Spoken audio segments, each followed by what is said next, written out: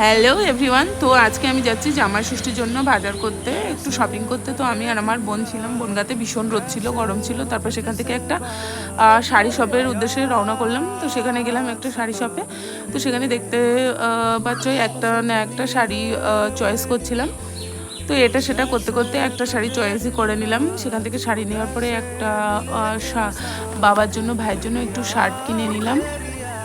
Shirt পছন্দ করে নিলাম। তারপর সেখান থেকে একটু মোহিনীমোহন কাঞ্জিলালে গেছিলাম শাড়ি কেনার জন্য।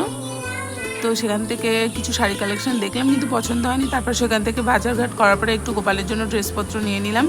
নিয়ে নেওয়ার পরে বাড়িতে আসার পর মা, কাকিমণি সবাই ওরা আয়োজন করে রেখেছিলো। এই যে বাড়িতে অনেক লোকজন ভরা, তোমরা সবাই দেখতেই পাচ্ছ। তারপর আমাদের দেখাবো একটা আমার বুড়ো জামাই আছে, সেই জামাইটাকে আমি বরণ করছি। এই যে আমার বুড়ো জামাইটা, আর মা তার জামাইদের বরণ করেছিল। ভিডিওটা প্রচুর লং হবে বলে আমি আর বেশি কিছু দিলাম না। Thank you.